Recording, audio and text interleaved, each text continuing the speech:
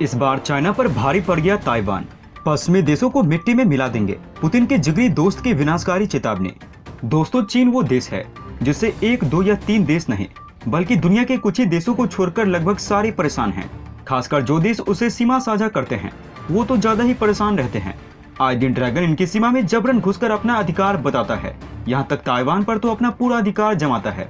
चीन का कहना है कि ताइवान उसका है और एक दिन वो उसे लेकर रहेगा। इस पर अमेरिका का कहना है कि ड्रैगन ने अगर ऐसा किया तो उसे अंजाम बुरा भुगतना होगा। चीन पिछले काफी समय से लगातार ताइवान को धमकी दे रहा है, लेकिन इस बार चीन को उल्टा ताइवान ने ही खदेड़ दिया है। दरअसल ताइवान के डिफेंस क्षेत्र में चीन लगातार अपने लड़ाकू विमान भेजकर धमकाने की कोशिश कर रहा है।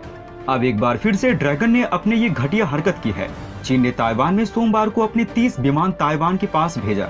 इसमें 22 फाइटर जेट थे और बाकी इलेक्ट्रॉनिक हथियार, पूर्व चेतावनी और एंटी सबमरीन एयरक्राफ्ट। इन्होंने ताइवान के उत्तर पूर्वी इलाके के निकट में उड़ान भरी। जवाब के लिए ताइवान ने भी अपने लड़ाकू विमान भेज दिए। ताइवान के रक्षा मंत्रालय ने घुसपैठ वाले इलाके का नक्शा जारी कर बताया। काफी देर मंडराने के बाद ही विमान लौट गए। उन्होंने ताइवान के हवाई रक्षा पहचान जोन का उल्लंघन नहीं किया और लौट गए। आपको बता दें कि ताइवान एक साल से ज्यादा समय से शिकायत कर रहा है कि चीन के विमान उसके ADEZ का उल्लंघन कर रहे हैं। कुछ दिन पूर्व भी अमेरिकी राष्ट्रपति जो बाइडेन ने ताइवान पर हमले की कोशिश के खिलाफ चीन को चेतावनी दी थी। उसी दिन अमेरिकी अधिकारी ने ताइवान का दौरा कर सुरक्षा पर बात की थी।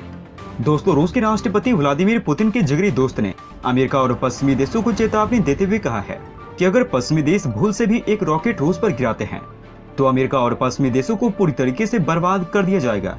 पुतिन के करीबी दोस्त ने चेतावनी देते हुए कहा है, अगर पश्चिमी देशों से मिले रॉकेट से रूसी शहरों को निशाना बनाया जाता है तो पश्चिमी देशों को भी निशाना बनाया जाएगा।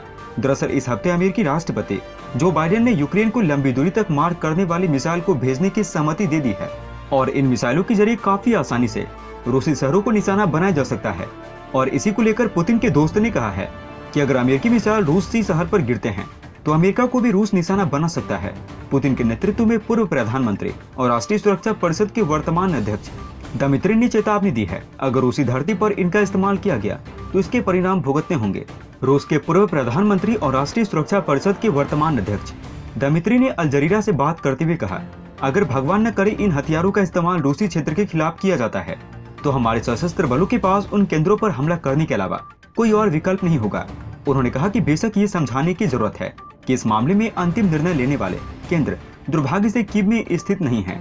उन्होंने ये भी चेतावनी दी है, यूक्रेन में लड़ाई दुनिया को खतरनाक रूप से परमाणु आर्मगेडन के करीब धकेल रही है। उन्होंने कहा कि सर्वनाश फैलाने वाले घुड़सवार पहले से ही रास्ते पर निकले हुए हैं और अब सभी उम्मीद सर्वशक्तिमान भगवान के पास है। आपको बता दें कि पिछले हफ्ते अमेरिकी राष्ट्रपति जो बाइडेन ने कहा वो यूक्रेन को इस लड़ाई में मदद करते रहेंगे और अपनी रक्षा करने के लिए हथियार सौंपते रहेंगे। व्हाइट हाउस ने कहा कि वो राष्ट्रपति जेलेंस्की से आश्वासन मिलने के बाद यूक्रेन को नई मिसाइल प्रदान करने के लिए सहमत हो गया है। उसका उपयोग रूस के अंतर लक्ष्य पर हमला करने के लिए नहीं किया जाएगा। हालांकि क्रेमलिन ने कहा उसे जेलेंस्की पर विश्वास नहीं है।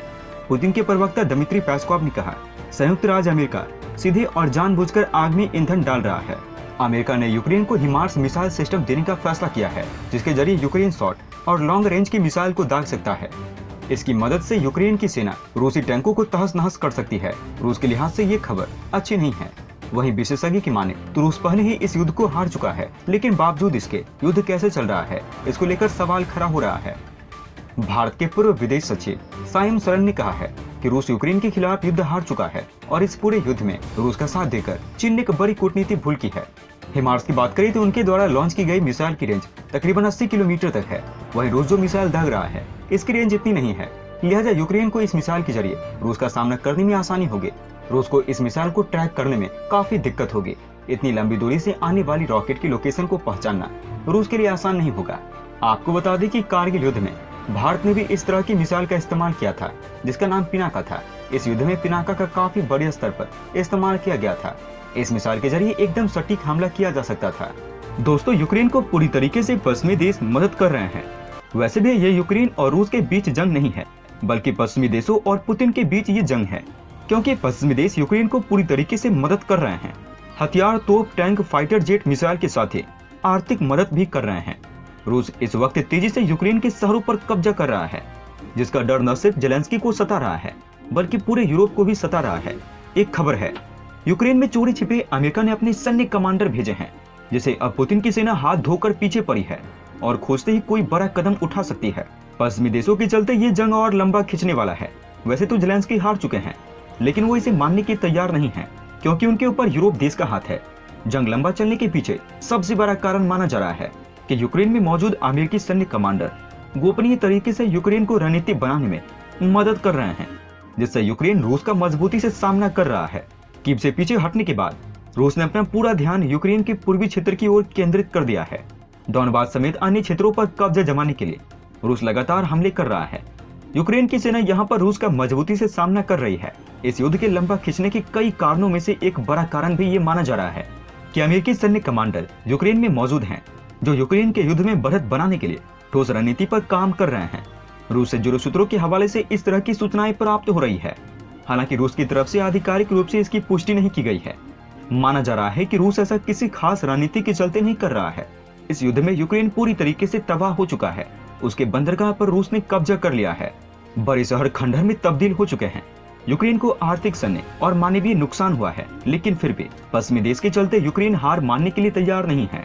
मीडिया में आ रही खबरों की माने तो सूत्रों का कहना है रूसी खुफिया एजेंसी के पास इस बात के पुख्ता प्रमाण हैं कि कीव में अमेरिकी कमांडर मौजूद है, जिसके आधार पर रूस की सेना इस अमेरिकी सैन्य कमांडर को पकड़ने का प्रयास कर रही है ताकि वो इन्हें दुनिया के सामने पेश कर सके। सूत्रों का कहना है ये अमेरिकी सैन्य कमांडर कीव के सुरक्षित क्षेत्र में मौजूद हैं। इसके साथ ही ये भी खबर है कि अमेरिका और नाटो देशों की ओर से रोमानिया और पोलैंड के रास्ते चोरी से यूक्रेन को हथियार की आपूर्ति की जा रही है। हथियार के इस खेप में टैंक, मिसाइल, राइफल, बम आदि शामिल हैं। कीव में इस समय जो अमेरिकी कमांडर मौजूद हैं, वो यूक्रेन में इन्हीं पड़ोसी देशों की सीमाओं को पार करते हुए यूक्रेन पहुंचे हैं। दोस्तों, अंत में हम आपसे एक महत्वपूर्ण जानकारी साझा करने जा रहे हैं। नीचे डिस्क्रिप्शन में दिए गए लिंक पर जाकर आप इंडियन आर्मी मर्चेंडाइज खरीदकर सपोर्ट कीजिए और पूरे देश का हौसला बढ़ा दीजिए। जाने से पहले वीडियो को लाइक और शेयर करें तथा चैनल को सब्सक्राइब करना न भूलें। तब तक के लिए धन्यवाद। जय हिंद, जय भारत। अच्छा सुनो, चैनल को सब्सक्राइब करो, उसके बाद घंटी बजा देना ताकि अगली वीडियो आपसे मिस न हो पाए। Thank you.